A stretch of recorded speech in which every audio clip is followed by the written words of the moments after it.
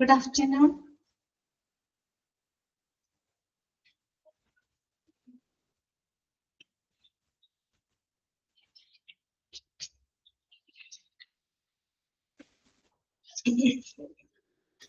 Okay, good afternoon. Okay, good afternoon.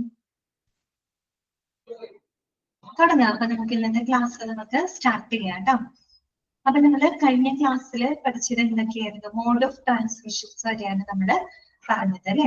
അതായത് hospital acquired infection, ഇത്തരം micro ഓർഗാനിസംസുകള് ഏതെല്ലാം രീതിയിലാണ് ട്രാൻസ്മിറ്റ് ചെയ്യപ്പെടുന്നത് അല്ലെ. 5 മോഡ്സ് ഓഫ് ട്രാൻസ്മിഷൻ ആണ് നമ്മൾ കഴിഞ്ഞ ക്ലാസ്സിൽ ഡിസ്കസ് ചെയ്തത്. ഏതൊക്കെയായിരുന്നു ഓർക്കുന്നുണ്ടോ? ഇതൊക്കെയായിരുന്നു കോണ്ടാക്ട് ട്രാൻസ്മിഷൻ അല്ലെ. കോണ്ടാക്ട് ട്രാൻസ്മിഷനിൽ തന്നെ 2 ടൈപ്പ് ഉണ്ട് അല്ലെ. ഡയറക്റ്റ് കോണ്ടാക്ട് ട്രാൻസ്മിഷൻ ഉണ്ട്, ഇൻഡയറക്റ്റ് കോണ്ടാക്ട് ട്രാൻസ്മിഷൻ ഉണ്ട്. പിന്നെ അടുത്തത് ഏതായിരുന്നു? ഡ്രോപ്ലെറ്റ് ട്രാൻസ്മിഷൻ അല്ലെ. ഡ്രോപ്ലെറ്റ്സ് അല്ലെ, നമ്മൾ സംസാരിക്കുമ്പോഴും അല്ലെങ്കിൽ നമ്മൾ തുമ്മുമ്പോഴും ചുമയ്ക്കുമ്പോഴും ഒക്കെ നമ്മൾ പോലും അറിയാതെ നമ്മുടെ ശരീരത്തിൽ നിന്ന് പുറത്തോട്ട് വരുന്ന ഡ്രോപ്ലെറ്റ്സുകൾ അല്ലെ. അത്തരം ഡ്രോപ്ലെറ്റ്സുകളിൽ എന്തുണ്ടായിരിക്കും? ഇത്തരത്തിലുള്ള ഇൻഫെക്റ്റീവ് ഏജൻസ് ഉണ്ടായിരിക്കും. അപ്പൊ അതുവഴിയായിട്ടും എന്ത് സംഭവിക്കുന്നുണ്ട്? ട്രാൻസ്മിഷൻ നടക്കുന്നുണ്ട് അല്ലെ. അതാണ് ഡ്രോപ്ലെറ്റ് ട്രാൻസ്മിഷൻ. ഓക്കെ. പിന്നെ എയർബോൺ ട്രാൻസ്മിഷൻ, പിന്നെ എന്തായിരുന്നു? Common vehicle transmission, vector bone transmission. അങ്ങനെ 5 മോഡ്സ് ഓഫ് ട്രാൻസ്മിഷൻ ആണ് കഴിഞ്ഞ ക്ലാസ്സിൽ നമ്മൾ ഡിസ്കസ് ചെയ്തത്. ഓക്കെ. ഇത്രയും വരെയുള്ള ഭാഗങ്ങൾ ക്ലിയർ ആണോ? ഇത്രയും വരെയുള്ള ഭാഗങ്ങൾ വായിച്ചത് നോക്കിയോ? ഓക്കെ ആണോ? നിങ്ങൾക്ക് ക്ലിയർ അല്ലേ? ക്ലിയർ ആണ് മിസ്. ഓക്കെ. അപ്പൊ നമുക്ക് ബാക്കിയുള്ള ഭാഗങ്ങൾ നോക്കാം കേട്ടോ. അപ്പൊ ഓൺ മ്യൂട്ട് കൊടുക്കണേ.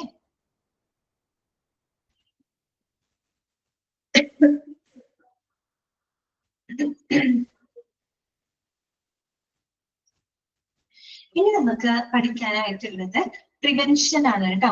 നമ്മളിപ്പോ ഹോസ്പിറ്റൽ അക്വയർഡ് ഇൻഫെക്ഷൻ അല്ലെ, നോസോകോമിയൽ ഇൻഫെക്ഷൻ എന്താണെന്നും പിന്നെ അതിന്റെ സിംറ്റംസുകൾ എന്തൊക്കെയാണ്, കോമൺ ആയിട്ട് കണ്ടുവരുന്നത് നോസോകോമിയൽ ഇൻഫെക്ഷൻസ് എന്തൊക്കെയാണ്, അതിന്റെ സോഴ്സുകൾ എന്തൊക്കെയാണ്, പിന്നെ നോസോകോമിയൽ ഇൻഫെക്ഷൻ വരാൻ ചാൻസ് ഉള്ള റിസ്ക് ഉള്ള സാഹചര്യങ്ങള് ആളുകള് ഏതൊക്കെയാണെന്ന് നമ്മൾ കണ്ടു. പിന്നെ 5 മോഡ്സ് ഓഫ് ട്രാൻസ്മിഷൻ കണ്ടു. ഇനി നമുക്ക് എന്ത് വേണം?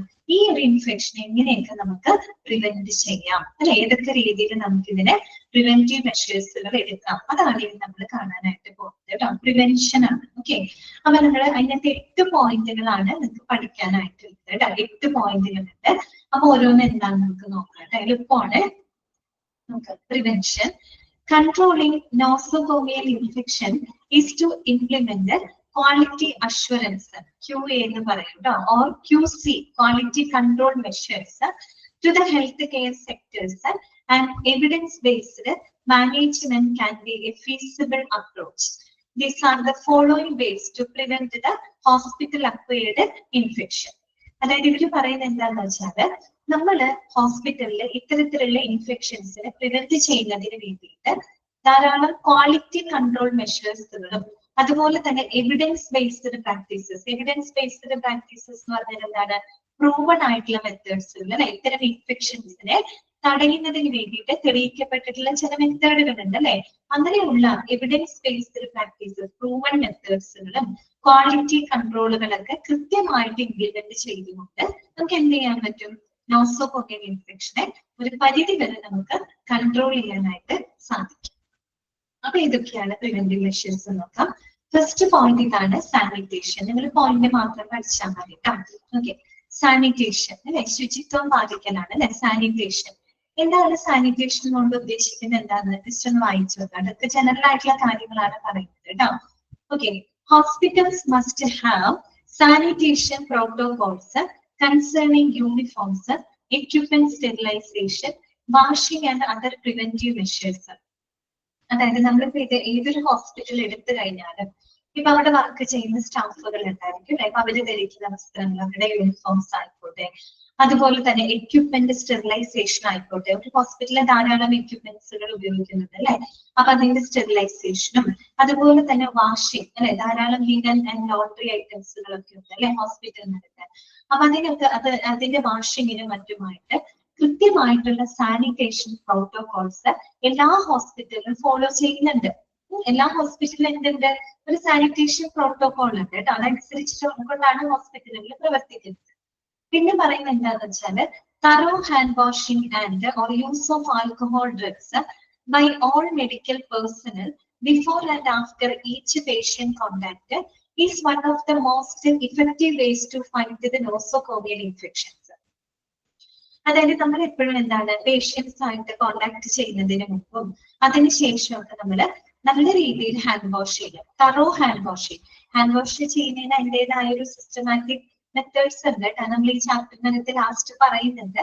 അപ്പോൾ വെറുതെ കൈ കഴുകലല്ല ഉദ്ദേശിക്കുന്നത്, അതിനൊരു അതിൻ്റെതായ സിസ്റ്റമാറ്റിക് വേ ഉണ്ട് കേട്ടോ. അപ്പൊ നമ്മൾ ശരിയായ രീതിയിൽ ഹാൻഡ് വാഷ് ചെയ്യാം. അതുപോലെ തന്നെ നമ്മൾ പേഷ്യൻസ് ആയിട്ട് ഇതൊക്കെ പേഷ്യൻ്റ് ആയിട്ട് കോണ്ടാക്ട് ചെയ്യുന്നതിന് മുമ്പായിട്ട് അതിനുശേഷമായിട്ട് നമ്മൾ കറക്റ്റ് ആയിട്ട് ഹാൻഡ് വാഷ് ചെയ്യാം. അതുപോലെ നമ്മൾ സാനിറ്റൈസർ ഒക്കെ ഉപയോഗിച്ച് നമ്മൾ കൈകളൊക്കെ റബ്ബ് ചെയ്യുകയാണെങ്കിൽ നമുക്ക് ഒരു പരിധി വരെ എന്തിനു കുറയ്ക്കാൻ പറ്റും, നോസോകോമിയൽ ഇൻഫെക്ഷന് നമുക്ക് കൺട്രോൾ ചെയ്യാനായിട്ട് സാധിക്കും കേട്ടോ. അതാണ് ഇവിടെ പറയുന്നത്. പിന്നെ എന്താണ് sanitising surfaces is A part of control measures to reduce the nosocomial. രണ്ട് വാക്ക് ഒരുപോലത്തെ വന്നിട്ടുണ്ട് കേട്ടോ. റെഡ്യൂസ് എന്നും പറഞ്ഞിട്ടുണ്ട്, ലെസൺ എന്നും പറഞ്ഞിട്ടുണ്ട്. ഏതെങ്കിലും ഒരു വാക്ക് പറഞ്ഞാൽ മതി കേട്ടോ. രണ്ടിന്റെ മീനിങ് ഒന്നത് തന്നെയാണ്. ലെസൺ വെട്ടിക്കോളൂ കേട്ടോ, റെഡ്യൂസ് എന്ന് മാത്രം പറഞ്ഞാൽ മതി. Sanitising surfaces is a part of control measures to reduce nosocomial infections in the healthcare environment. അപ്പോ നമ്മൾ എന്ത് ചെയ്യുക, ഈ തെച്ച് വരുന്ന സർഫസുകൾ അല്ലെ, നമ്മൾ സമ്പർക്കം വരുന്ന എല്ലാ സർഫസുകളും നമ്മൾ എന്ത് ചെയ്യുക, സാനിറ്റൈസ് ചെയ്യുക അല്ലെ, അണുവിമുക്തമാക്കുക. അവിടെയൊക്കെ നമ്മൾ സാനിറ്റൈസറും മറ്റും ഉപയോഗിച്ച് കൃത്യമായിട്ട് ഇത്തരത്തിൽ നമ്മൾ ടച്ച് വരുന്ന സർഫസുകൾ സാനിറ്റൈസ് ചെയ്യാം. അപ്പൊ നമുക്ക് നോസോകോമിയൽ ഇൻഫെക്ഷനെ തടയാനായിട്ട് സാധിക്കും. പൂർണ്ണമായിട്ടല്ല, പക്ഷെ ഒരു പരിധി വരെ നമുക്കതിനെ കൺട്രോൾ ചെയ്യാനായിട്ട് പറ്റും. പിന്നെ എന്താണ് പറയുന്നത്, notwithstanding sanitation protocol the patients cannot be completely isolated from the communicable agents. അപ്പോ നമ്മൾ പറഞ്ഞല്ലോ ഇങ്ങനെ ഒരു സാനിറ്റേഷൻ പ്രോട്ടോകോൾ ഒക്കെ ഹോസ്പിറ്റലിൽ ഉണ്ട്. അതനുസരിച്ചിട്ടാണ് അവിടുത്തെ പ്രവർത്തനങ്ങളൊക്കെ ഫോളോ ചെയ്തു പോകുന്നത്, അങ്ങനെയാണെന്ന് പറഞ്ഞത്. പക്ഷേ ഇങ്ങനെയുള്ള സാനിറ്റേഷൻ പ്രോട്ടോകോൾ ഫോളോ ചെയ്തത് കൊണ്ട് മാത്രം നമുക്ക് ഇങ്ങനെയുള്ള എന്താ പറയുക ഇൻഫെക്ഷനെ പൂർണ്ണമായിട്ടും തടയാൻ പറ്റില്ല. പിന്നെ എന്തുകൂടെ ചെയ്യേണ്ടതായിട്ട് വരും, moreover patients are often advised to make antibiotics and other antimicrobial drugs to help with the treat illness. This may enlarge the selection pressure for the emergence of resistant strains. അപ്പൊ നമ്മൾ ഇങ്ങനെ control ചെയ്യാൻ പറ്റും. പക്ഷെ അതിനോടൊപ്പം തന്നെ നമ്മൾ ചില ആന്റിബയോട്ടിക്സുകളോ അല്ലെങ്കിൽ ആന്റി മൈക്രോബിയൽ ഡ്രഗ്സ് കൂടെ നമ്മൾ എന്ത് ചെയ്യേണ്ടതായിട്ട് വരും, എടുക്കേണ്ടതായിട്ട് വരും. എങ്കിൽ മാത്രമേ നമുക്ക് ആ ഒരു ഇൻഫെക്ഷനെ പ്രിവെന്റ് ചെയ്യാനായിട്ട് സാധിക്കുള്ളൂ. പക്ഷെ അവിടെ ഒരു പ്രശ്നമുണ്ട്. നമ്മൾ അങ്ങനെ കണ്ടിന്യൂസ് ആയിട്ട് ഒരുപാട് കാലം നമ്മൾ ആന്റിബയോട്ടിക്സ് യൂസ് ചെയ്യുകയാണെങ്കിൽ അതെന്തിനെ നയിക്കുന്ന പറയുന്നത്, it will develop it will leads to the development of super bugs എന്ന് പറഞ്ഞാല് ഇത്തരം ആന്റിബയോട്ടിക്സിനെ കൂടെ റെസിസ്റ്റ് ചെയ്യാൻ സാധിക്കുന്ന മൈക്രോ ഓർഗാനിസംസിന്റെ ഡെവലപ്മെന്റിലോട്ട് അത് നയിക്കും. അതുകൊണ്ടാണ് നമ്മൾ തുടക്കം പറഞ്ഞത്, അതായത് നമ്മൾ ആന്റിബയോട്ടിക്സിന്റെ അമിതമായിട്ടുള്ള ഉപയോഗം എപ്പോഴും എന്താണ്, അത് നല്ലതല്ല. നോസോകോമിയൽ ഇൻഫെക്ഷൻ വരാനുള്ള ചാൻസ് അത് കൂട്ടുള്ളൂ, കൂടുതൽ നമ്മൾ ആന്റിബയോട്ടിക്സ് യൂസ് ചെയ്ത് കഴിഞ്ഞാൽ. കാര്യം ആന്റിബയോട്ടിക്സുകൾ ഒരുപാട് നമ്മൾ യൂസ് ചെയ്ത് കഴിഞ്ഞാൽ ഈ ആന്റിബയോട്ടിക്സിനെ വരെ എന്താണ് റെസിസ്റ്റ് ചെയ്യാൻ കഴിയുന്ന തരത്തിലുള്ള ബാക്ടീരിയകളും വൈറസുകളും ഉണ്ടാവാൻ തുടങ്ങും. ഓക്കെ, അപ്പൊ എല്ലാത്തിനും അതിൻ്റെതായ ഒരു ലിമിറ്റ് ഉണ്ട് കേട്ടോ. അതിനകത്ത് വേറെ പോയിന്റുകളൊന്നും പറഞ്ഞിട്ടില്ല. സാനിറ്റേഷൻ എന്ന് പറഞ്ഞ പോയിന്റ് മാത്രം പഠിച്ചാൽ മതി. നമ്മൾ ഉദ്ദേശിച്ച കാര്യം ഇത്രയേ ഉള്ളൂ. എല്ലാ ഹോസ്പിറ്റലിലും കൃത്യമായിട്ടുള്ള സാനിറ്റേഷൻ പ്രോട്ടോകോള് ഫോളോ ചെയ്യുന്നുണ്ട്. പക്ഷേ നമുക്ക് ഈ സാനിറ്റേഷൻ പ്രോട്ടോകോള് മാത്രം ഫോളോ ചെയ്തുകൊണ്ട് നോസോകോമിയൽ ഇൻഫെക്ഷൻ നമുക്ക് പ്രിവെന്റ് ചെയ്യാനായിട്ട് പറ്റില്ല. അതിന് എന്തും കൂടെ നമ്മൾ ചെയ്യേണ്ടതായിട്ട് വരും, ആന്റിബയോട്ടിക്സ് അല്ലെങ്കിൽ ആന്റി മൈക്രോബിയൽ ഡ്രഗ്സും കൂടെ നമ്മൾ എടുക്കേണ്ടതായിട്ട് വരും. പക്ഷെ അത് നമ്മൾ ഓവർ ആയിട്ട് എടുത്തു കഴിഞ്ഞാൽ അതെന്തിലേക്ക് നയിക്കും, അതിനെ ഈ ആന്റിബയോട്ടിക്സിനെ റെസിസ്റ്റ് ചെയ്യാൻ പാകത്തിലുള്ള ബാക്ടീരിയകളുടെ ഫോർമേഷനിലോട്ട് നയിക്കും. ഓക്കെ, ക്ലിയർ ആയി? അപ്പൊ വേറെ പോയിന്റുകളൊന്നും ഇല്ല അതിനകത്ത്, സാനിറ്റേഷന് മാത്രം നിങ്ങൾ മനസ്സിലാക്കി. ഓക്കെ, ക്ലിയർ ആണോ? ഓക്കെ ആണോ? രണ്ടാമത്തെ പോയിന്റ് ഇതാണ്, സ്റ്റെറിലൈസേഷൻ ആണ് കേട്ടോ. സ്റ്റെറിലൈസ് ചെയ്യാന്ന് പറഞ്ഞാൽ എന്താണ്, അണുവിമുക്തമാക്കാന്നാണ് അല്ലെ ഉദ്ദേശിക്കുന്നത്. അതാണ് രണ്ടാമത്തെ പ്രിവെന്റീവ് മെഷർ കേട്ടോ. നോക്കാം, sterilisation goes further than just sanitising. നമ്മൾ ഈ പറഞ്ഞ സാനിറ്റൈസിങ്ങിനേക്കാളും കുറെ കൂടെ എന്താ ഇഫക്റ്റീവ് ആയിട്ടുള്ള ഒരു പ്രിവെന്റീവ് മെഷറാണിത് സ്റ്റെറിലൈസേഷൻ എന്ന് പറയുന്നത്. ഓക്കെ, അപ്പൊ നോക്കാം, it destroys all microbes on equipment and surfaces through exposure to chemicals ionising radiation, dry heat or steam under pressure. അപ്പൊ ഇതെല്ലാം തന്നെ എന്താണ് സ്റ്റെറിലൈസേഷൻ പ്രോസസ്സുകളാണ് അല്ലെ. നമുക്ക് സ്റ്റെറിലൈസേഷൻ ചെയ്യുന്നതിലൂടെ നമുക്ക് ഇത്തരത്തിലുള്ള മൈക്രോബ്സിനെ അല്ലെ ഇങ്ങനെയുള്ള രോഗാണുക്കളെ നമുക്ക് എന്ത് ചെയ്ത് കളയാൻ പറ്റും, ഡിസ്ട്രോയ് ചെയ്ത് കളയാനായിട്ട് സാധിക്കും. അപ്പൊ അതിനായിട്ട് ഉപയോഗിക്കുന്ന സ്റ്റെറിലൈസേഷൻ മെത്തേഡുകളാണ് അല്ലെ ബൈ എക്സ്പോഷർ ടു കെമിക്കൽസ് അല്ലെ. കെമിക്കൽ എക്സ്പോഷറിലൂടെ നമുക്ക് എന്ത് ചെയ്യാൻ പറ്റും, കെമിക്കൽസ് ഉപയോഗിച്ചുകൊണ്ട് നമുക്ക് സ്റ്റെറിലൈസ് ചെയ്യാൻ പറ്റും അല്ലെ. അതുപോലെ തന്നെ അയണൈസിംഗ് റേഡിയേഷൻസ് ഉപയോഗിച്ചുകൊണ്ട് നമുക്ക് സ്റ്റെറിലൈസ് ചെയ്യാനായിട്ട് സാധിക്കും. അതുപോലെ ഡ്രൈ ഹീറ്റ് അല്ലെ, ചൂട് അല്ലെ, ഹീറ്റ് ഉപയോഗപ്പെടുത്തിക്കൊണ്ട് സ്റ്റെറിലൈസ് ചെയ്യാം. അതുപോലെ സ്റ്റീം അണ്ടർ പ്രഷർ, ഹൈ എന്താണ് പ്രഷർ ഉപയോഗിച്ചുകൊണ്ട് അല്ലെ നമ്മൾ ഈ ഓട്ടോക്ലേവ് പോലെയൊക്കെയുള്ള എന്താ പറയുക ഉപകരണങ്ങൾ. CSST പഠിച്ചോ നിങ്ങള്? CSST പഠിച്ചിരുന്നോ? Central sterile supply department CSST പഠിച്ചോ അത്? ഇല്ല. ഓക്കെ.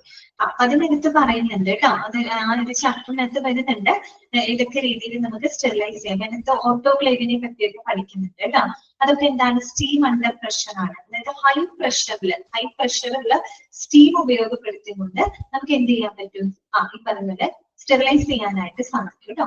അപ്പൊ രണ്ടാമത്തെ പ്രിവെന്റീവ് മെഷർ എന്താണ്, സ്റ്റെറിലൈസേഷൻ. ഓക്കെ, ഇങ്ങനെയൊക്കെയാണ് നമുക്ക് സ്റ്റെറിലൈസ് ചെയ്യാൻ പറ്റാം. കെമിക്കൽ എക്സ്പോഷർ, അയണൈസിംഗ് റേഡിയേഷൻസ് ഉപയോഗിച്ച് സ്റ്റെറിലൈസ് ചെയ്യാം, ഡ്രൈ ഹീറ്റ്, അതുപോലെ തന്നെ steam under pressure. Okay, clear ആണല്ലോ. രണ്ടാമത്തെ പ്രിവെന്റീവ് മെഷർ ഓക്കെ അല്ലേ? സ്റ്റെറിലൈസേഷൻ മനസ്സിലായില്ലേ? നെക്സ്റ്റ് വരുന്നതാണ് ഐസൊലേഷൻ. ഐസൊലേഷൻ ഒക്കെ നമുക്ക് എല്ലാവർക്കും അറിയാവുന്ന കാര്യമാണ് അല്ലെ. കാര്യം നമ്മൾ കോവിഡ് സമയത്തൊക്കെ ഐസൊലേറ്റ് ഒക്കെ ചെയ്തിരുന്നിട്ടുണ്ട് അല്ലെ. ഐസൊലേഷൻ എന്നതുകൊണ്ട് എന്താണ് ഉദ്ദേശിക്കുന്നത്, രോഗബാധിതനായിട്ടുള്ള വ്യക്തിനെ മറ്റാളുകളുമായിട്ടുള്ള സമ്പർക്കം ഒഴിവാക്കാൻ വേണ്ടിയിട്ട് നമ്മൾ എന്ത് ചെയ്യണം, അവരെ സെപ്പറേറ്റ് ചെയ്ത് മറ്റൊരു റൂമിലോട്ട് മാറ്റുകയാണ് അല്ലെ. അവര് പരമാവധി മറ്റുള്ള ആളുകളുമായിട്ടുള്ള സമ്പർക്കം ഒഴിവാക്കാനായിട്ട് അവരെ നമ്മൾ ഐസൊലേറ്റ് ചെയ്യാണ് അല്ലെ, മാറ്റി താമസിപ്പിക്കുകയാണ് അല്ലെ. അതാണ് ഐസൊലേഷൻ ഉദ്ദേശിക്കുന്നത്. അപ്പൊ നോക്കാം, isolation is the application of isolating precautions designed to transmit microbes by common routes in hospital. നമ്മുടെ ഹോസ്പിറ്റലില് ഇത്തരത്തിലുള്ള ഇൻഫെക്ഷൻസിന് അല്ലെങ്കിൽ ഇങ്ങനെയുള്ള മൈക്രോബ്സിന്റെ ട്രാൻസ്മിഷൻ തടയുന്നതിനായിട്ട് പൊതുവെ ഉപയോഗിക്കുന്ന ഒരു പ്രിവെന്റീവ് മെഷർ തന്നെയാണ് ഇത് ഐസൊലേഷൻ എന്ന് പറയുന്നത്. Okay, because agent and host factors are more difficult to control. Interruption of transfer of microbes is directed mainly by the isolation ആണ്. ഇവിടെ ട്രാൻസ്മിഷൻ അല്ല വരാ, ഐസൊലേഷൻ ആണ് വരിക. Example, isolation of infectious cases in hospitals. ഇവിടെ പറയുന്നത് എന്താണെന്ന് വെച്ചാൽ നമുക്ക് ഇത്തരത്തിലുള്ള ഏജന്റ് എന്ന് പറഞ്ഞാൽ എന്താണ്, മൈക്രോ ഓർഗാനിസംസ്, രോഗാണുക്കളാണ്. ഇൻഫെക്ടീസ് ഏജന്റ്സ് ആണ് ഉദ്ദേശിക്കുന്നത്. നമുക്ക് രോഗാണുക്കളെ കൺട്രോൾ ചെയ്യാനും അതുപോലെ ഹോസ്റ്റ് ഫാക്ടേഴ്സ്, ദാറ്റ് മീൻസ് നമ്മുടെ ഹോസ്പിറ്റലിൽ വരുന്ന ആളുകളെയൊക്കെ നമുക്ക് നിയന്ത്രിക്കുന്നതിന് ഒരു പരിമിതി ഉണ്ട് അല്ലെ.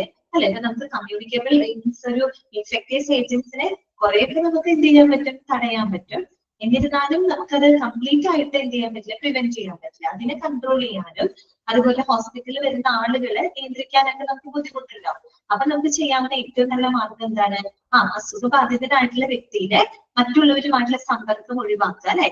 അതിന് വേണ്ടിയിട്ട് അവരെ നമ്മൾ എന്ത് ചെയ്യാം, ഐസൊലേറ്റ് ചെയ്യാം. അപ്പൊ അതൊരു നല്ല മാർഗമാണ് അല്ലെ.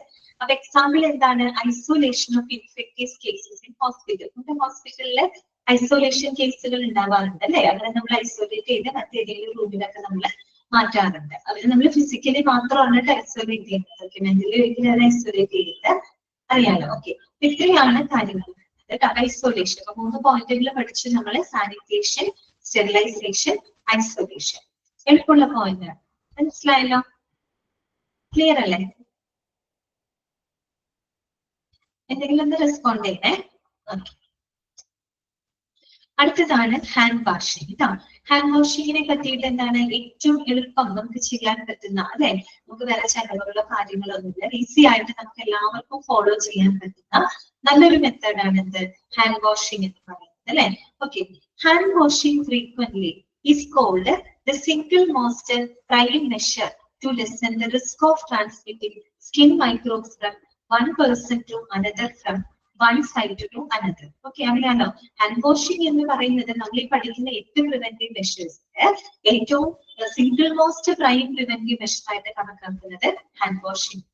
അതിന് നമ്മൾ ഇടയ്ക്കിടയ്ക്ക് ഇങ്ങനെ കൈകൾ കഴുകുമ്പോൾ നമ്മുടെ സ്കിന്നിലൂടെ ഈ മൈക്രോ ഓർഗാനിസംസ് മറ്റൊരു ആളിലേക്ക് അല്ലെങ്കിൽ മറ്റൊരു വ്യക്തിയിലോട്ട് ട്രാൻസ്മിറ്റ് ചെയ്യുന്നത് നമുക്ക് തടയാൻ പറ്റും. മറ്റൊരു സൈറ്റിൽ നിന്ന് മറ്റൊരു സൈറ്റിലേക്കുള്ള ഈ രോഗാണുക്കളുടെ വ്യാപനത്തിന് നമുക്ക് എന്ത് ചെയ്യാൻ പറ്റും? തടയാനായിട്ട് സാധിക്കും. പിന്നെന്താണ്?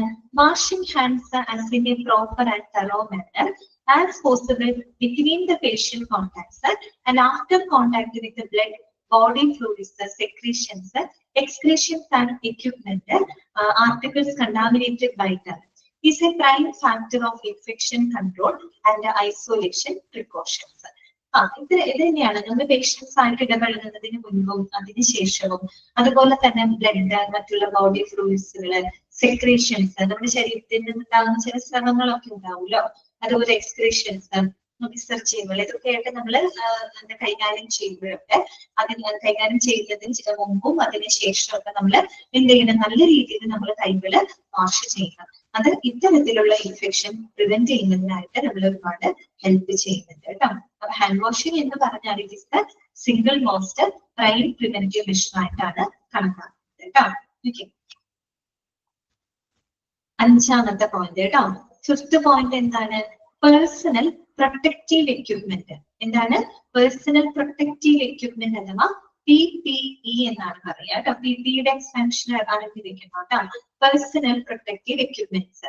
PPE കിറ്റിനെ പറ്റിയൊക്കെ കേട്ടിട്ടില്ലേ? ഓക്കെ, അതായത് വ്യക്തിഗത സംരക്ഷണ മാർഗങ്ങളാണ് അല്ലെ, നമുക്ക് സ്വയം സംരക്ഷിക്കുന്നതിന് വേണ്ടിയിട്ടുള്ള എന്താണ് സജ്ജീകരണമാണ് അല്ലെ പേഴ്സണൽ പ്രൊട്ടക്റ്റീവ് എക്യുപ്മെന്റ് എന്ന് പറയുന്നത്. PPE consists of items such as gloves, gowns, mask and eyewear used to make blockades that to protect skin, clothing, mucous membranes and the respiratory tract from the infectious agents. അപ്പോൾ സാധാരണ പലപ്പോഴും ചോദിക്കാവുന്നതാണ് personal protective എക്യുപ്മെന്റ്സിൽ ഉൾപ്പെടുന്ന items ഏതൊക്കെയാണ്? ഏതൊക്കെ ഐറ്റംസുകളാണ്? ഗ്ലൗസുകളുണ്ട്, ഗൗണുകളുണ്ട്, അതുപോലെ മാസ്കുകളുണ്ട് അല്ലെ, ഐവേഴ്സ്. ഇതൊക്കെ എന്തിനു വേണ്ടിയിട്ടാണ്? ഇത് നമ്മുടെ സ്കിന്ന് അല്ലെ, നമ്മുടെ സ്കിന്നിനെ ആണെങ്കിലും നമ്മുടെ വസ്ത്രങ്ങളെ ആണെങ്കിലും, അതുപോലെ മ്യൂക്കസ് മെംബ്രെയിൻ നമ്മുടെ ശരീരാവയവങ്ങളൊക്കെ ആവരണം ചെയ്തിരിക്കുന്ന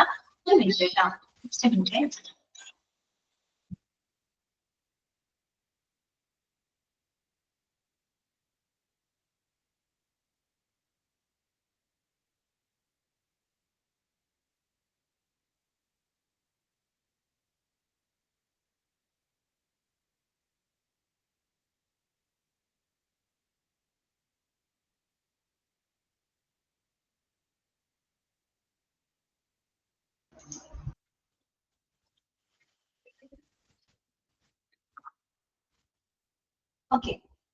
അപ്പോ നമ്മുടെ സ്കിന്ന്, അതുപോലെ നമ്മുടെ ക്ലോത്തിങ്, മ്യൂക്കസ് മെംബ്രെയിൻസ് അല്ലെ, നമ്മുടെ ശരീരത്തിന്റെ ഒക്കെ പല ആവരണങ്ങള്, മെംബ്രെയിൻസുകള്, അതുപോലെ നമ്മുടെ റെസ്പിറേറ്ററി ട്രാക്ട്, നമ്മുടെ എന്താ പറയുക ശ്വസന നാളങ്ങൾ, അതിനെയൊക്കെ ഇത്തരത്തിലുള്ള മൈക്രോ ഓർഗാനിസംസിൽ നിന്ന് പ്രിവെന്റ് ചെയ്യുന്നതിന് വേണ്ടിയിട്ട് നമുക്ക് ഇത്തരത്തിലുള്ള ഗൗണുകളും നമ്മുടെ മാസ്കുകളൊക്കെ ധരിക്കുന്നതിന് വേണ്ടിയിട്ടാണ്. ഇങ്ങനെയുള്ള ഇൻഫെക്റ്റീവ് ഏജൻസ് നമ്മുടെ ശരീരത്തിലേക്ക് വരാതിരിക്കാൻ വേണ്ടിയിട്ടാണ് അല്ലെ. അപ്പൊ ഇത്തരത്തിലുള്ള പേഴ്സണൽ പ്രൊട്ടക്റ്റീവ് എക്യുപ്മെന്റുകൾ മറ്റൊരു പ്രിവെന്റീവ് മെഷറാണ്. ഓക്കെ, എല്ലാവർക്കും അറിയാവുന്നതാണ് കേട്ടോ. ഇനി അതിനകത്ത് ഗ്ലൗസിനെ പറ്റി പറയുന്നുണ്ട്. എന്താണ് ഗ്ലൗസിനെ പറ്റി പറയുന്ന കാര്യം എന്താണെന്ന് വെച്ചാല്, beside hand washing gloves play a pivotal role in the possibilities of transmission of microorganisms അല്ലെ. നമ്മൾ നേരത്തെ പറഞ്ഞ ഹാൻഡ് വാഷിങ്ങിന് പുറമെ ഗ്ലൗസുകൾ എന്ന് പറയുന്നത്, ഗ്ലൗസുകൾ ശരിക്കും എന്താണ്? ഇത്തരം മൈക്രോ ഓർഗാനിസംസിന്റെ ട്രാൻസ്മിഷന്റെ പ്രധാന പങ്ക് വഹിക്കുന്ന ഒരാളാണ് എന്ന് പറഞ്ഞാല്, നമ്മളിപ്പോ PPEയുടെ ഭാഗമായിട്ടാണ് ഗ്ലൗസ് പഠിച്ചത് അല്ലെ. പേഴ്സണൽ പ്രൊട്ടക്റ്റീവ് എക്യുപ്മെന്റിന്റെ ഭാഗമാണ് ഗ്ലൗസ് എന്ന് പറയുന്നത് അല്ലെ. അപ്പൊ അതിന് രണ്ട് സൈഡ് ഉണ്ട്, പോസിറ്റീവ് വശമുണ്ട്, നെഗറ്റീവ് വശമുണ്ട്. പോസിറ്റീവ് വശം എന്ന് പറഞ്ഞാൽ നമ്മൾ ഗ്ലൗസുകൾ ധരിക്കുകയാണെങ്കിൽ നമ്മളെ സംബന്ധിച്ച് നമുക്ക് എന്താണ് ഇത്തരത്തിലുള്ള ഇൻഫെക്ഷൻസ് നമ്മുടെ ശരീരത്തിൽ പ്രവേശിക്കുന്നതിന് തടയാൻ പറ്റും.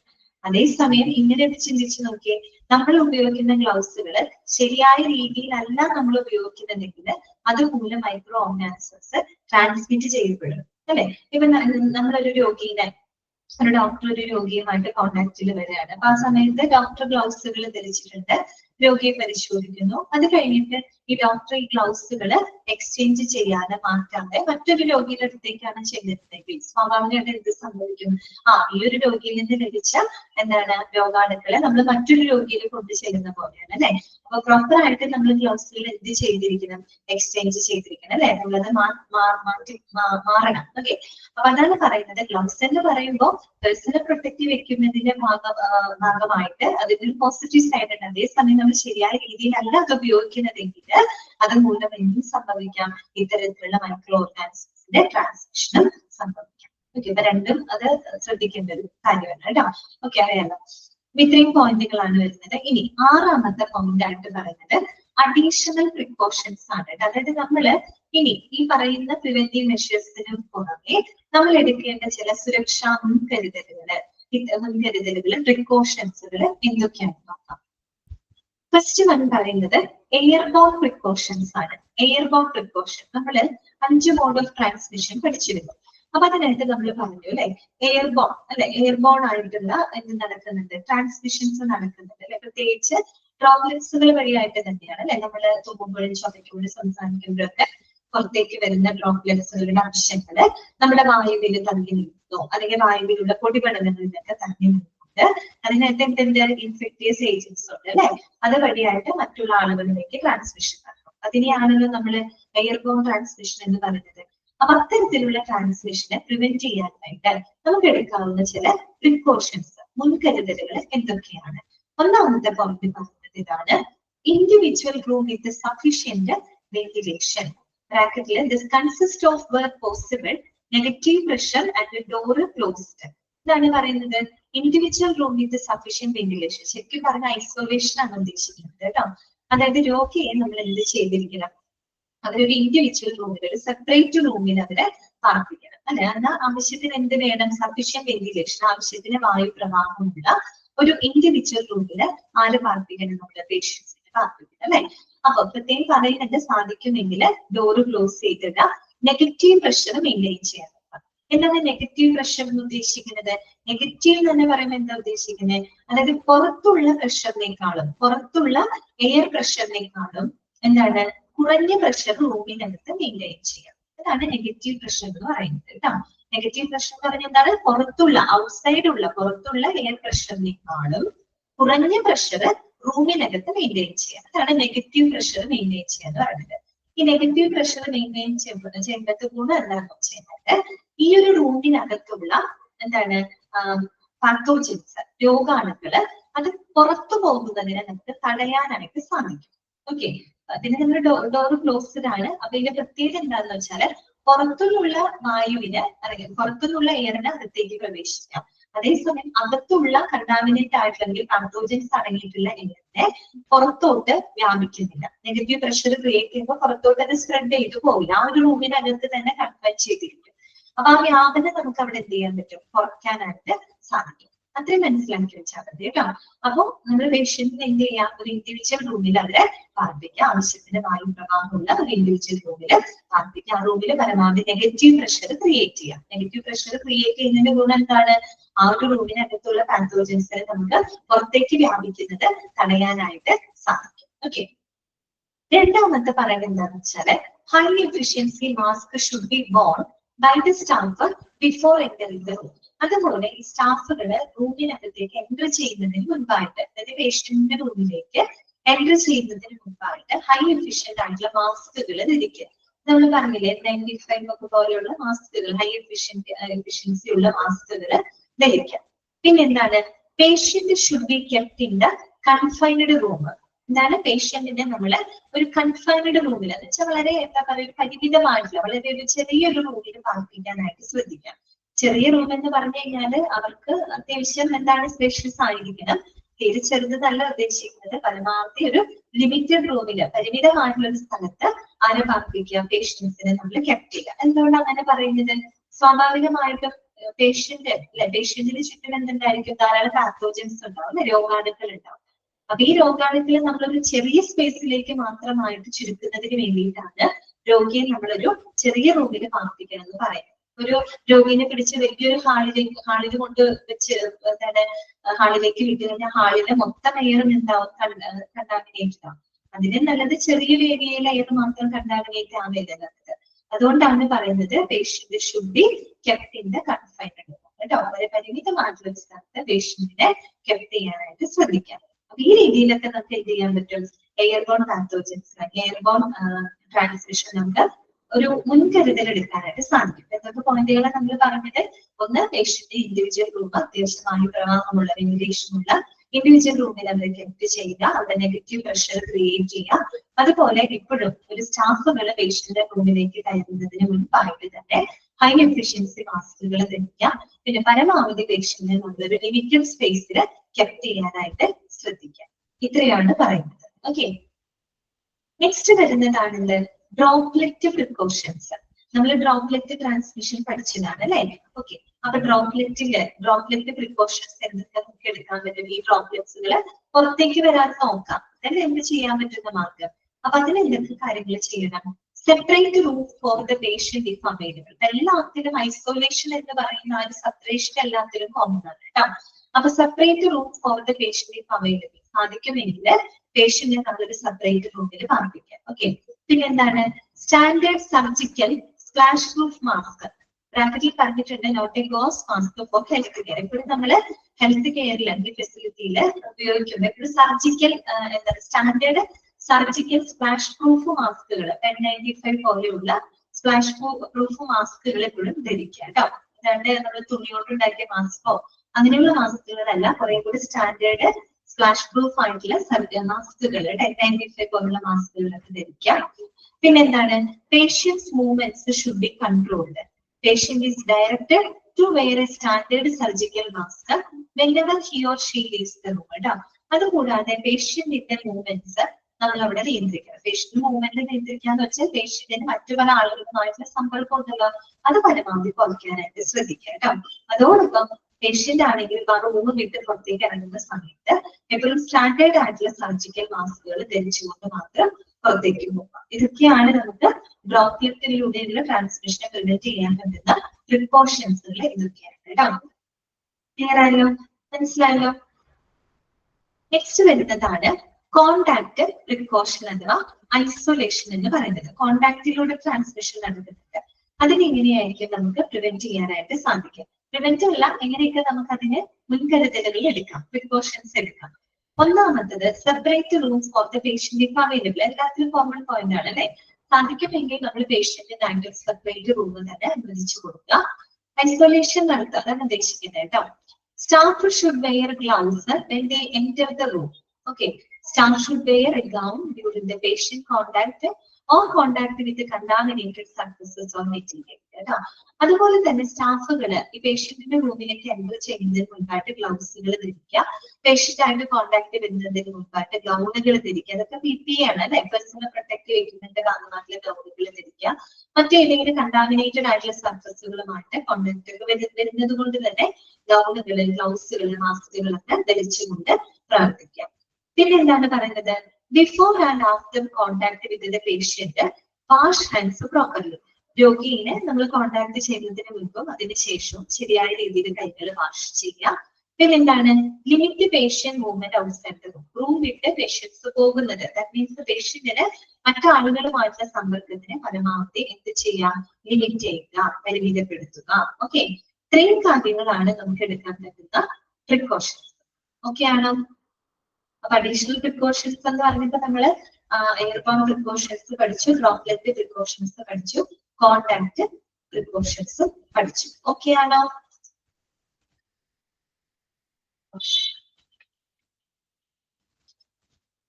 നെക്സ്റ്റ് വരുന്നതാണ് 7ാമത്തെ പോയിന്റ്. ഇതാണ് antimicrobial surfaces. Antimicrobial surfaces എന്ന് പറഞ്ഞാൽ എന്താണ്? നമ്മൾ ഈ പറയുന്ന സർഫസുകൾ, പ്രത്യേകിച്ച് ഹോസ്പിറ്റലിൽ നമ്മൾ ടച്ചബിൾ ആയിട്ട് വരുന്ന എല്ലാ സർഫസുകളും നമ്മൾ ഡിസ്ഇൻഫെക്ട് ചെയ്ത് സൂക്ഷിക്കുക അല്ലെ? ഡിസ്ഇൻഫെക്ട് ചെയ്ത് സൂക്ഷിക്കാം. ഓക്കെ, അതാണ് ആന്റി മൈക്രോബിയൽ സർഫസസ് എന്നതുകൊണ്ട് ഉദ്ദേശിക്കുന്നത്. നോക്കാം. Touch surfaces normally found in hospital rooms, such as bed rails, call button, touch plate, chair, door handle, light, switches, grab rails, and intravenous pods, dispensers, dressing trolleys and counters, and tabletops are not to be contaminated. അത് വേറൊന്നുമല്ല, ഒരു ഹോസ്പിറ്റലില് contaminated ആവാൻ chance ഉള്ള സർഫസുകളാണ് ഈ പറഞ്ഞത് അല്ലെ. ഹോസ്പിറ്റലിലെ റൂമുകളുണ്ട്, ബെഡ് റെയിൽ അല്ലെ, രോഗി കിടക്കുന്ന ബെഡിന്റെ ആ പിടിക്കുന്ന ആ ഒരു പിടിയുണ്ടല്ലോ ബെഡ് റെയില്, പിന്നെ കോൾ ബട്ടൺസ്, പിന്നെ എന്താ പറയുക പ്ലേറ്റുകള്, ചെയറുകള്, അവര് കോണ്ടാക്ട് വരുന്ന എല്ലാ ഐറ്റംസും. ഓക്കെ, ഡോറിന്റെ ഹാൻഡിലുകള്, ലൈറ്റിന്റെ സ്വിച്ചസുകള്, ഗ്രാബ് റെയിൽസ്. ഗ്രാബ് റെയിൽ പറഞ്ഞു കഴിഞ്ഞാൽ ടോയ്ലറ്റിലൊക്കെ നമുക്ക് പിടിച്ചിരിക്കാൻ സൗകര്യത്തിനാണ് ഗ്രാബ് റെയിലുകള്. ഇൻട്രാവെനസ് പോർട്സ്, IV പോർട്സുകളൊക്കെ നമ്മളില്ലേ, IV ആന്റിബയോട്ടിക്സ് മറ്റൊക്കെ കൊടുക്കാനുണ്ടെന്ന പോർട്സുകൾ, ഡിസ്പെൻസേഴ്സ്, ഡ്രസ്സിംഗ് ട്രോളീസ് ഇതെല്ലാം എന്തായിരിക്കും കണ്ടാമിനേറ്റഡ് ആവും അല്ലെ, കണ്ടാമിനേറ്റഡ് ആയിട്ടുള്ള ഏരിയകളാണ്. So hence the touch surfaces in hospital rooms can act as a sources or reservoirs for the spread of bacteria from the hands of healthcare workers and visitors to patients.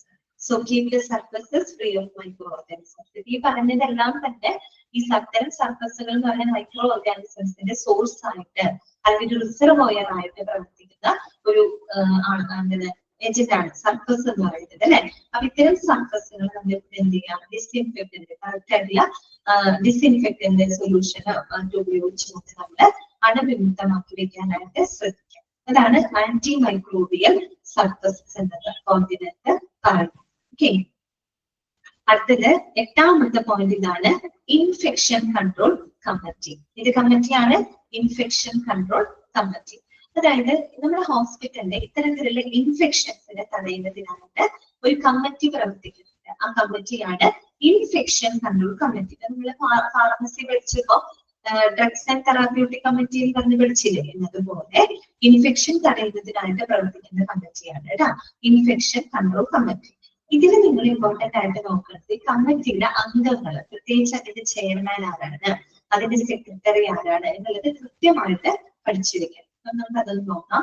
Infection component of the infection control ആയിരിക്കും കേട്ടോ.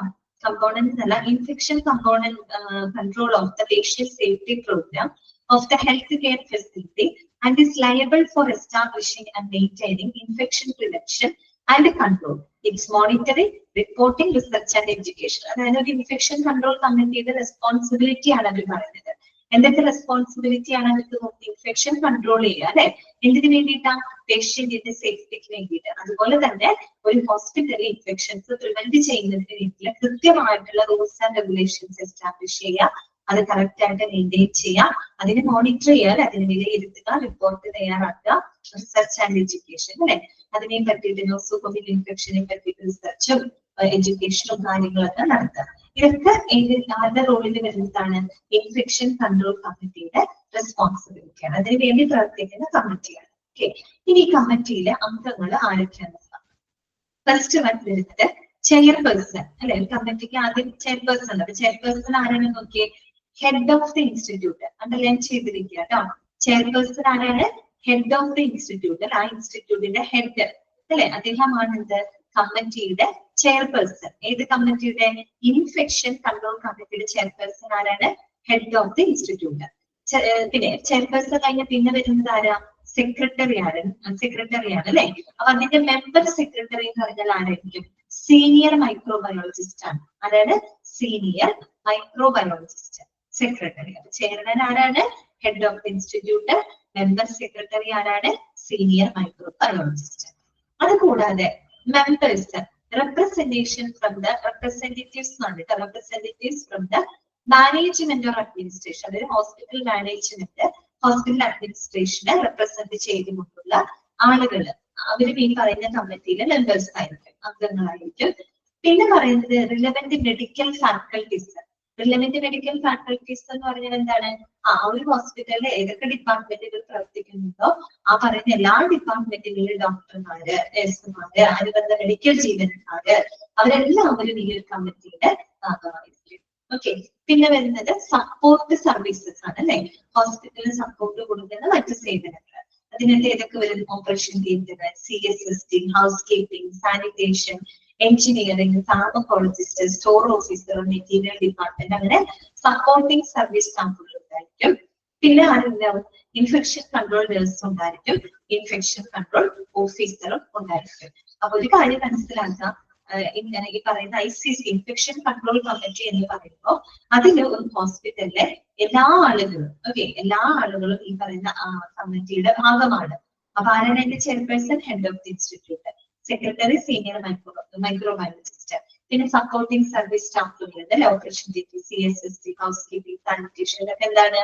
Support service സ്റ്റാഫുകളാണ്. അതുപോലെ medical faculties ഉണ്ടാവും, ഓരോരോ ഡിപ്പാർട്ട്മെന്റുകളുടെ ഹെഡുകള്, അവിടുത്തെ doctors, nurses ഒക്കെ ഇതിൽ ഉണ്ടായിരിക്കും. പിന്നെ ഇൻഫെക്ഷൻ കൺട്രോൾ നഴ്സും ഉണ്ടായിരിക്കും, ഇൻഫെക്ഷൻ കൺട്രോൾ ഓഫീസറും ഉണ്ടായിരിക്കും. ഇവരെല്ലാവരും അടങ്ങുന്ന ഇൻഫെക്ഷൻ കൺട്രോൾ കമ്മിറ്റി എന്ന് പറയുന്നത് ICC. ഓക്കെ, ഇതോടുകൂടിയിട്ട് നമ്മുടെ 8 പ്രിവെന്റീവ് മെഷേഴ്സുകൾ ഇവിടെ അവസാനിക്കുകയാണ്. ഏതൊക്കെയാണ് നമ്മൾ പോയിന്റുകൾ പറഞ്ഞത്? സാനിറ്റേഷൻ, സ്റ്റെറിലൈസേഷൻ, ഐസൊലേഷൻ, അല്ലെ? പിന്നെ ഐസൊലേഷൻ ആയിട്ട് നമ്മൾ ഏതായിരുന്നു പഠിച്ചത്? ഹാൻഡ് വാഷിംഗ്, അല്ലെ? Hand washing, personal protective equipment, പിന്നെ അഡീഷണൽ ആയിട്ട് എടുക്കേണ്ട ചില പ്രിക്കോഷൻസ്. ഇത്രയാണ് നമ്മൾ ഇതിനകത്ത് തന്നത്. ഇത് ഇൻഫെക്ഷൻ കൺട്രോൾ കമ്മിറ്റി. ഓക്കെ ആണ്? ഇത്രയും ഭാഗങ്ങൾ ക്ലിയർ ആണോ? ഓക്കെ, അപ്പൊ ഈ 8 പോയിന്റിൽ ജസ്റ്റ് ഒന്ന് വായിച്ചു നോക്കാമോ? ഒന്ന് ജസ്റ്റ് വായിച്ചു നോക്കാം.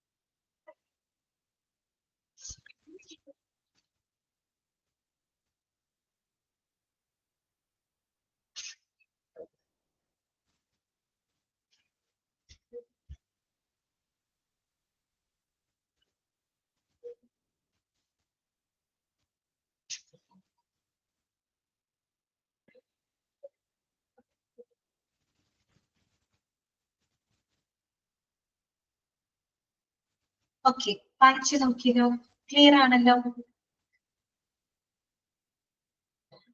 തേർഡ് ബോക്സ് ബ്ലാങ്ക് അല്ല, അവിടെ എഴുതുന്ന ഇല്ല, അവിടെ ഒന്നും എഴുതണ്ട കേട്ടോ, അവിടെ വേറെ ഒന്നും എഴുതാനില്ല കേട്ടോ. അതായത് ഇതിലെ ആളുകളാണ് പറയുന്നത്. ചെയർപേഴ്സൺ ആരായിരിക്കും? ഹെഡ് ഓഫ് ദ ഇൻസ്റ്റിറ്റ്യൂട്ട് ആയിരിക്കും. പിന്നെ member secretary, senior microbiologist, members അതായത് റെപ്രസെന്റേറ്റീവ്സ് വേണ്ട management of administration, hospital administration അല്ലെങ്കിൽ മാനേജ്മെന്റിൽ നിന്നുള്ള ആളുകൾ, റെപ്രസെന്റേറ്റീവ്സുകൾ എല്ലാവരും ഇതിൽ മെമ്പേഴ്സ് ആയിരിക്കും. പിന്നെ ആ ഒരു ഹോസ്പിറ്റലിലുള്ള എല്ലാ റിലവന്റ് മെഡിക്കൽ ഫാക്കൽറ്റീസുകളും, അതായത് ഡോക്ടേഴ്സ്, HODകളൊക്കെ ഉണ്ടാവില്ല, ഹെഡ് ഓഫ് ദ ഡിപ്പാർട്ട്മെന്റുകളൊക്കെ ഇതിൽ അംഗങ്ങളായിരിക്കും. അത് അങ്ങനെ മനസ്സിലാക്കി വെച്ചാൽ മതി കേട്ടോ, വേറെ ഒന്നും അതിനകത്ത് എഴുതാനില്ല. സപ്പോർട്ടിംഗ് സർവീസിൽ ആരൊക്കെ വരും? സപ്പോർട്ടിംഗ് ഹോസ്പിറ്റലിലെ സപ്പോർട്ടിംഗ് സേവനങ്ങൾ കൊടുക്കുന്ന ഡിപ്പാർട്ട്മെന്റുകളൊക്കെ നമ്മൾ പഠിച്ചതാണ് അല്ലെ? അപ്പൊ ആ ഡിപ്പാർട്ട്മെന്റിലെ അംഗങ്ങളൊക്കെ ഈ ഇതില് മെമ്പേഴ്സ് ആയിരിക്കും, ആള് ഉണ്ടായിരിക്കും. അതുപോലെ ഒരു ഇൻഫെക്ഷൻ കൺട്രോൾ നഴ്സ് ഉണ്ടായിരിക്കും, ഇൻഫെക്ഷൻ കൺട്രോൾ ഓഫീസറും ഉണ്ടായിരിക്കും. അത്രയും പഠിച്ചു വെച്ചാൽ മതി കേട്ടോ. പ്രധാനമായിട്ട് നിങ്ങൾ നോട്ട് ചെയ്യുന്നത്, ചിലപ്പോൾ നിങ്ങളോട് ചോദിക്കാം, who is the chairperson of the infection control കമ്മിറ്റിയിലെ ഹോസ്പിറ്റൽ? ആരാണ് chairperson? Head of the institute അല്ലെ? അല്ലെങ്കിൽ ഇങ്ങനെ നിങ്ങളോട് ചോദിക്കാണ്, who is the member secretary of infection control കമ്മിറ്റിയിലെ ഹോസ്പിറ്റൽ അല്ലെ? ഇൻഫെക്ഷൻ കൺട്രോൾ കമ്മിറ്റിയുടെ സെക്രട്ടറി ആയിട്ട് പ്രവർത്തിക്കുന്നത് ആരാണ്? സീനിയർ മൈക്രോബയോളജിസ്റ്റ് ആണ്. അതാണ് സീനിയർ മൈക്രോബയോളജിസ്റ്റ്. ഓക്കെ, ആ രീതിയിലുള്ള ക്വസ്റ്റ്യൻസ് ആണ് അവിടെ നിന്ന് വരിക കേട്ടോ. അപ്പൊ ഇത്രയും ഭാഗം ക്ലിയർ ആയെങ്കിൽ നമുക്ക് അടുത്ത ഭാഗത്തോട്ട് പോകാം. ഏറ്റവും ലാസ്റ്റത്തെ ഭാഗമാണ് role of the infection control team. അപ്പൊ നമ്മൾ ഈ പറഞ്ഞ ഇൻഫെക്ഷൻ കൺട്രോൾ കമ്മിറ്റിയെ പറ്റി പറഞ്ഞല്ലോ. ഈ ഒരു ടീമിന്റെ, അപ്പൊ ഇതെന്ന് പറയുമ്പോൾ നിങ്ങൾ വായിക്കുന്നത് മനസ്സിലായിട്ടുണ്ടാവും, ഈ ഒരു കമ്മിറ്റിയില് ആ ഒരു ഹോസ്പിറ്റലിലെ എല്ലാ മേഖലകളിലുള്ള ആളുകളും ഈ ഒരു കമ്മിറ്റിയുടെ അംഗങ്ങളാണ് അല്ലെ? ഡോക്ടേഴ്സ് ഉണ്ട്, നഴ്സസ് ഉണ്ട്, സപ്പോർട്ടിംഗ് സർവീസ് സ്റ്റാഫുകളുണ്ട്, ഇൻഫെക്ഷൻ കൺട്രോൾ നഴ്സ് ഉണ്ട്, ഓഫീസർ ഉണ്ട്, അഡ്മിനിസ്ട്രേഷന്റെ റെപ്രസെന്റേറ്റീവ്സ് ഉണ്ട്. അങ്ങനെ ഒരു ഹോസ്പിറ്റലിലുള്ള എല്ലാ മേഖലകളിലുള്ള ആളുകളും ഈ പറയുന്ന കമ്മിറ്റിയുടെ ഭാഗമാണ്. ഓക്കെ, അപ്പൊ ഈ ഒരു കമ്മിറ്റിയുടെ ഇവരുടെ ഈ ഒരു ടീമിന്റെ റോൾ എന്താണ്, അവരുടെ ഡ്യൂട്ടീസ് ആൻഡ് റെസ്പോൺസിബിലിറ്റീസ് എന്തൊക്കെയാണ് നോക്കാം. ഇൻഫെക്ഷൻ കൺട്രോൾ ടീമിന്റെ റെസ്പോൺസിബിലിറ്റി റോള് എന്തൊക്കെയാണ്? 7 പോയിന്റുകളാണ് പഠിക്കാനുള്ളത്. അപ്പൊ ഓരോ പോയിന്റുകൾ മനസ്സിലാക്കി വെക്കുക. The infection control programme is liable for നോക്കാം. ഒന്നാമത്തെ പോയിന്റ് എന്താണ്? To oversee coordinate all infection control activities to ensure an effective program. എന്താണ്? To oversee, coordinate all infection control activities to ensure an effective program. അതായത് ഒരു ഹോസ്പിറ്റലിലെ ഈ പറയുന്ന infection control പ്രവർത്തനങ്ങൾക്ക് മേൽനോട്ടം വഹിക്കുക, അതിനെ കൃത്യമായിട്ട് കോർഡിനേറ്റ് ചെയ്യുക, അല്ലെ? ഒരു ഹോസ്പിറ്റലില് ഇത്തരം നോസോകോമിയൽ ഇൻഫെക്ഷനെ പ്രിവെന്റ് ചെയ്യുന്നതിനായിട്ടുള്ള ഇൻഫെക്ഷൻ കൺട്രോൾ പ്രവർത്തനങ്ങൾക്ക് മേൽനോട്ടം വഹിക്കുക, അതിനെ കൃത്യമായിട്ട് ഏകോപിപ്പിക്കുക. ഓക്കെ, ആദ്യം ചെയ്യുന്നത് ഈ കമ്മിറ്റിയുടെ റെസ്പോൺസിബിലിറ്റിയാണ് കേട്ടോ. ഓക്കെ, രണ്ടാമത്തെ പോയിന്റ് ഇതാണ്. Organise an epidemiological monitoring program for the nosocomial infections. അതായത് ഇത്തരത്തിലുള്ള നോസോകോമിയൽ ഇൻഫെക്ഷൻസ് ഉണ്ടല്ലോ, അതിന്റെ മോണിറ്ററിംഗ് പ്രോഗ്രാമുകൾ അറേഞ്ച് ചെയ്യുക. മോണിറ്ററിംഗ് പ്രോഗ്രാം എന്ന് വെച്ചാൽ ഇങ്ങനെയുള്ള ഇൻഫെക്ഷൻസ് വരുന്നതൊക്കെ കറക്റ്റ് ആയിട്ട് റിപ്പോർട്ട് ചെയ്യുക. ഏതൊക്കെ കേസുകളിൽ വരുന്നുണ്ട്, എത്ര എണ്ണം റിപ്പോർട്ട് ചെയ്യുന്നുണ്ട്, പിന്നെ കൂടുതൽ കണ്ടുവരുന്ന നോസോകോമിയൽ ഇൻഫെക്ഷൻ ഏതാണ്, അപ്പൊ ഇങ്ങനെയുള്ള കാര്യങ്ങൾ കൃത്യമായിട്ട് മോണിറ്റർ ചെയ്യുന്നതിനായിട്ടുള്ള പ്രോഗ്രാമുകൾ അറേഞ്ച് ചെയ്യുക, അല്ലെ? ഹോസ്പിറ്റലിൽ നമ്മൾ പറഞ്ഞു ശരിക്കും നോസോകോമിയൽ ഇൻഫെക്ഷൻ ഹോസ്പിറ്റലിൽ ഉണ്ടാവുന്നുണ്ട്, പക്ഷെ പുറത്തേക്ക് റിപ്പോർട്ട് ചെയ്യപ്പെടുന്നത് വളരെ കുറവ് മാത്രമാണ്. അപ്പൊ നമ്മൾ ആ ഒരു ഹോസ്പിറ്റലിൽ പൊതുവെ കണ്ടുവരുന്ന നോസോകോമിയൽ ഇൻഫെക്ഷൻസ് ഏതാണെന്നും അതിനെ കറക്റ്റ് ആയിട്ട് ട്രാക്ക് ചെയ്യാൻ, അതിന്റെ ട്രെൻഡ് മനസ്സിലാക്കാം, അതിന് എന്തൊക്കെ പ്രിവെന്റീവ് മെഷേഴ്സ് എടുക്കാനായിട്ട് സാധിക്കും, അതൊക്കെ മോണിറ്റർ ചെയ്തുകൊണ്ടുള്ള ഒരു പ്രോഗ്രാം അവിടെ ഓർഗനൈസ് ചെയ്യുക. അത് ആര് ചെയ്യണം? ഈ കമ്മിറ്റിയുടെ റെസ്പോൺസിബിലിറ്റിയിൽ വരുന്നതാണ്. ഓക്കെ, പിന്നെ വരുന്നത് participate with pharmacy to develop a program supervise the use of anti infection drugs.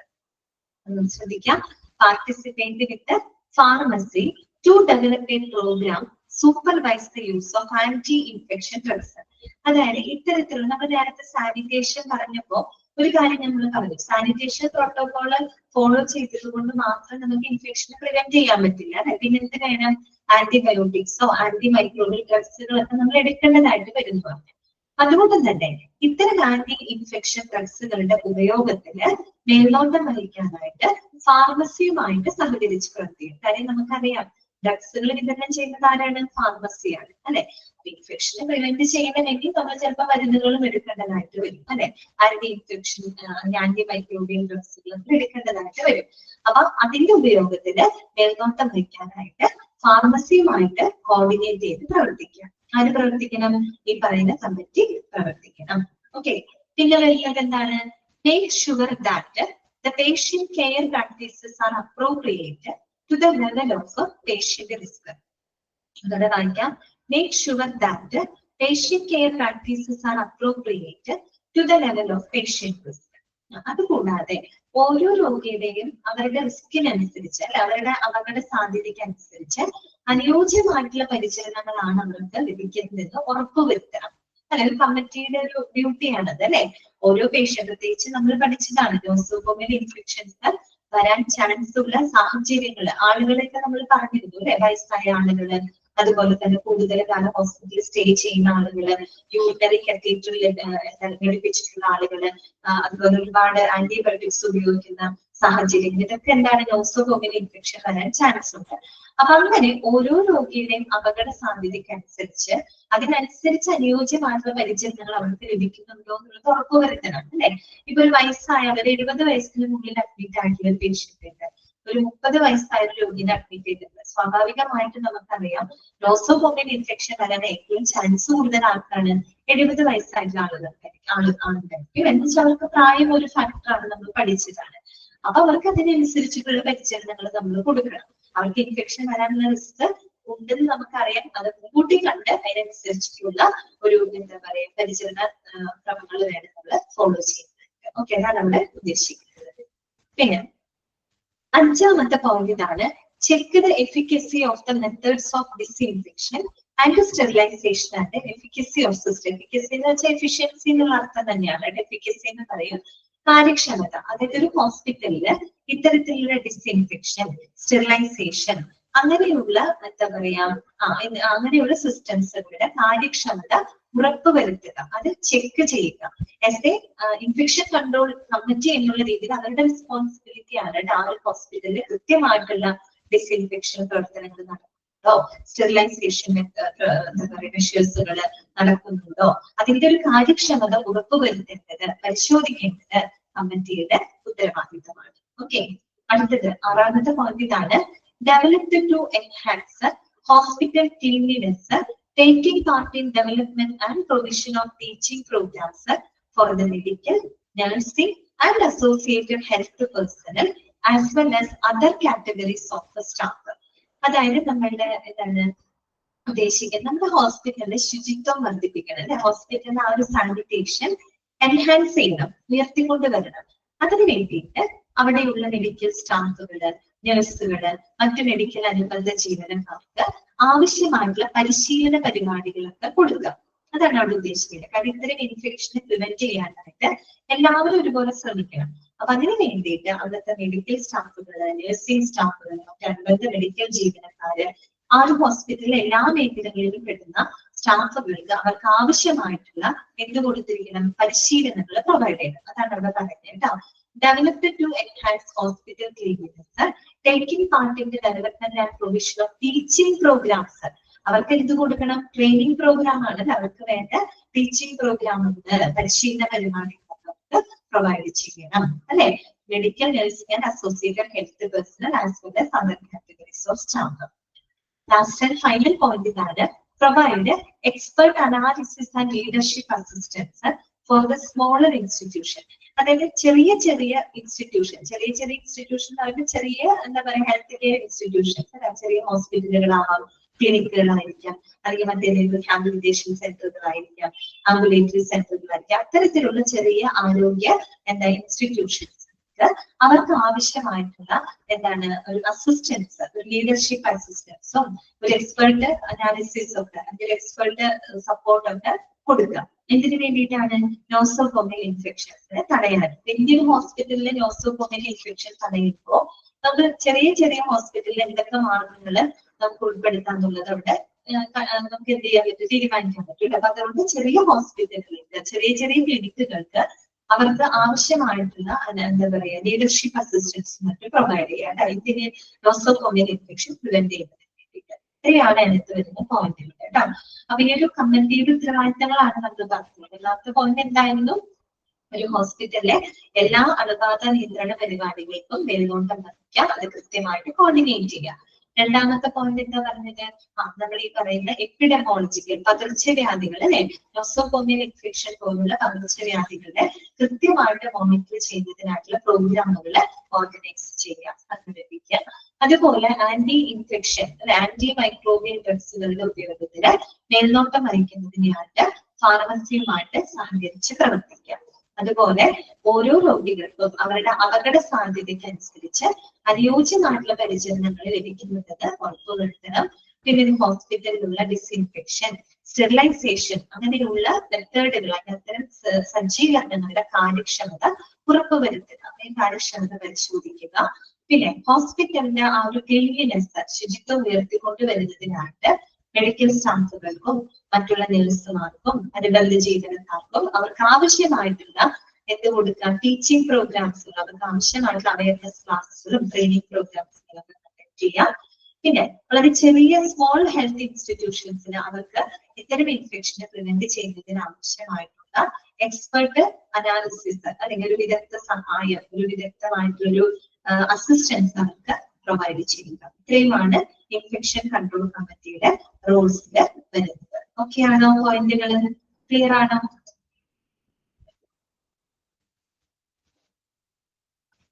Okay, ഇതിനോട് കൂടിയിട്ട് നമ്മുടെ ഈ ഒരു ചാപ്റ്റർ ഇവിടെ അവസാനിക്കാനുണ്ട്.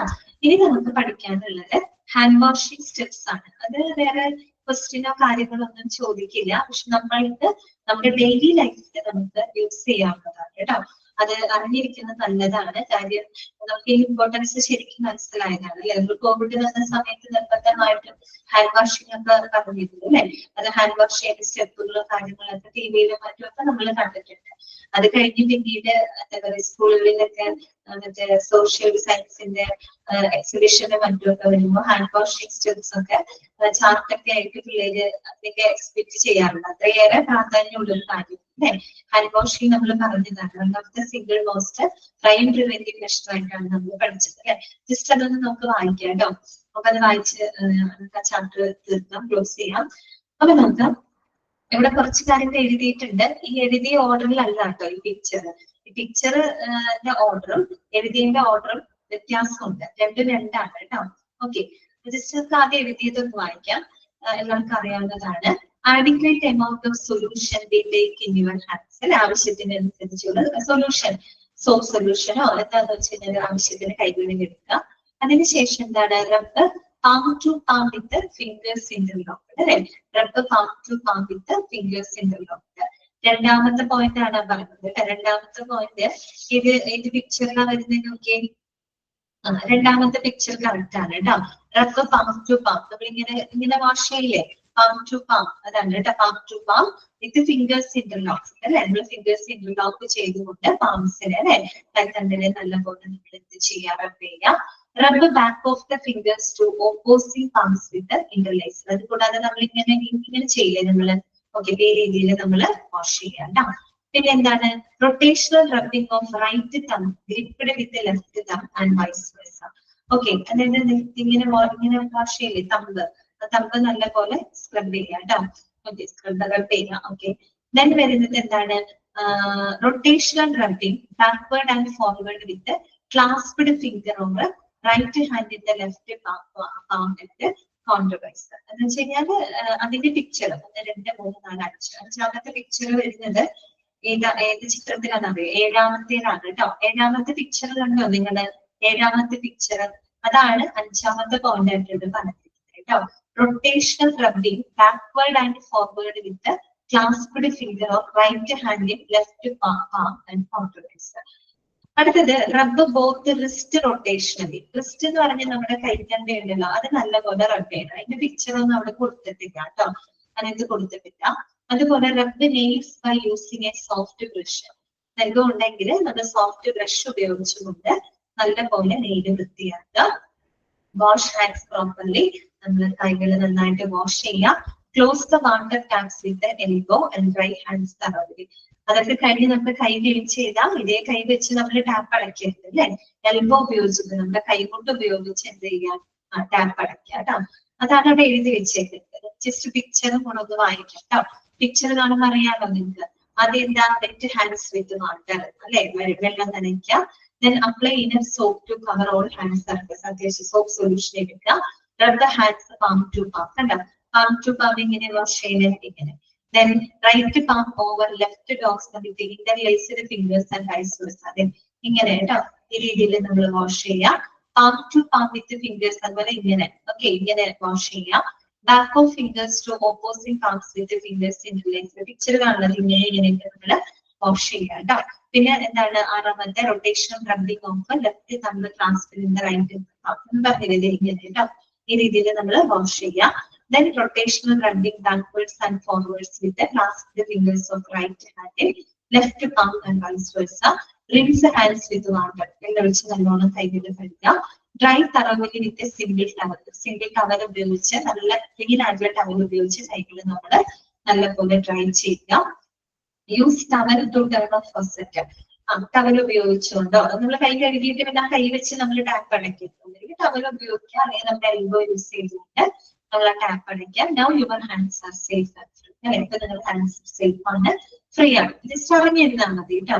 ഈ രീതിയിൽ ഇങ്ങനെയാണ് ഇപ്പൊ നമ്മൾ കാണുമ്പോൾ എന്താണ് ഒരു സിസ്റ്റമാറ്റിക് വേ ഓഫ് രീതിയിലാണ് അല്ലെ കൈകൾ വാഷ് ചെയ്യുന്നത്. ഇത് തന്നെയാണ് നമ്മൾ ഫോളോ ചെയ്യുന്നത്. അങ്ങനെ വെറുതെ ഇങ്ങനെ കൈകൾ കഴുകലല്ല, ഇതാണ് അതിന്റെ സിസ്റ്റമാറ്റിക് ആയിട്ടുള്ള മെത്തേഡ് കേട്ടോ.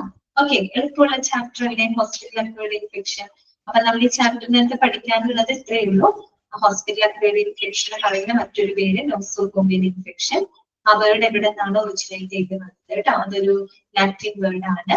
അല്ലെ. നോസോകോമിയോൺ എന്ന് പറയുന്ന പദത്തിൽ നിന്നാണ് ഒറിജിനേറ്റ് ചെയ്ത് വന്നത്. അതിന്റെ അർത്ഥം ഹോസ്പിറ്റൽ എന്നാണ്. ഓക്കെ. പിന്നെ നോസോകോമിയൽ ഇൻഫെക്ഷന് തന്നെ 3 പേരുകളുണ്ട്. Hospital acquired infection, nosocomial infection, hospital associated infection, അങ്ങനെ 3 പേരുകളിൽ ഇത് അറിയപ്പെടുന്നുണ്ട് കേട്ടോ. പിന്നെ എന്തൊക്കെ സമയം വെച്ചിട്ട് പറയുന്നു, അത് ഇമ്പോർട്ടന്റ് ആണ് കേട്ടോ. ഡിസ്ചാർജിന് ശേഷം 48 മണിക്കൂർ, അല്ല ഡിസ്ചാർജിന് ശേഷം 3 ദിവസത്തിനുള്ളില്, അഡ്മിഷന് ശേഷം 48 മണിക്കൂറിനുള്ളില്, അതിനൊക്കെ നമ്മൾ പഠിച്ചിരുന്നു കേട്ടോ. അതുപോലെ തന്നെ പൊതുവായിട്ട് കണ്ടുവരുന്ന നോസോകോമിയൽ ഇൻഫെക്ഷൻസുകൾ ഏതൊക്കെയാണ്, അതിന്റെ സിംറ്റംസ് എന്തൊക്കെയാണ്, പ്രധാനപ്പെട്ട സോഴ്സുകൾ, ഉറവിടങ്ങൾ ഏതൊക്കെയാണ്, പിന്നെ ഇൻഫെക്ഷൻ വരാൻ ചാൻസ് ഉള്ള സാഹചര്യങ്ങൾ, റിസ്കുകൾ ഏതൊക്കെയാണ്, പിന്നെ നമ്മൾ പഠിച്ചത് 5 മോഡ് ഓഫ് ട്രാൻസ്മിഷൻ ആണ്. 5 ഇമ്പോർട്ടന്റ് ആണ് കേട്ടോ. അതിൽ ഏറ്റവും കോമൺ മോഡ് ഓഫ് ട്രാൻസ്മിഷൻ എന്ന് പറയുന്നത് കോണ്ടാക്ട് ട്രാൻസ്മിഷൻ ആണ് കേട്ടോ. ഓക്കെ, ക്ലിയർ ആയല്ലോ. പിന്നെ നമ്മൾ 8 പ്രിവെന്റീവ് മെഷേഴ്സുകൾ പഠിച്ചിരുന്നു കേട്ടോ. ലാസ്റ്റ് ഇൻഫെക്ഷൻ കൺട്രോൾ കമ്മിറ്റി, അത് ഇമ്പോർട്ടന്റ് ആണ്. അതിന്റെ ചെയർപേഴ്സണും സെക്രട്ടറിയും ഒക്കെ നോട്ട് ചെയ്ത് വെക്കണം കേട്ടോ. ചെയർപേഴ്സൺ എപ്പോഴും ഹെഡ് ഓഫ് ദി ഇൻസ്റ്റിറ്റ്യൂട്ട് ആണ്. സെക്രട്ടറി എന്ന് പറയുന്നത് സീനിയർ മൈക്രോബയോളജിസ്റ്റ് ആണ്. പിന്നെ ഈ പറയുന്ന കമ്മിറ്റിയുടെ ഡ്യൂട്ടീസ് ആൻഡ് റെസ്പോൺസിബിലിറ്റീസ്. ഇതോട് കൂടിയിട്ട് ഈ ചാപ്റ്റർ അവസാനിക്കാൻ കേട്ടോ. ഓക്കെ ആണോ, ക്ലിയർ ആണോ നിങ്ങൾക്ക്?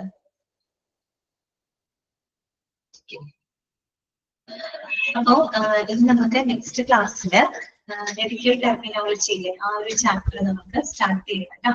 അപ്പൊ അത് കുറച്ച് സമയം എടുക്കും.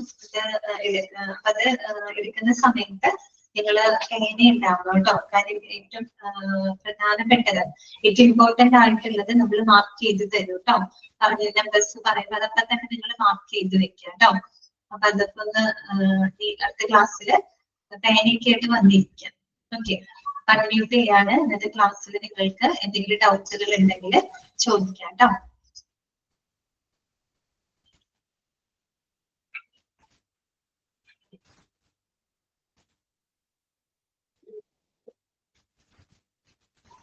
അൺമ്യൂട്ട് ചെയ്തിട്ടുണ്ട് കേട്ടോ.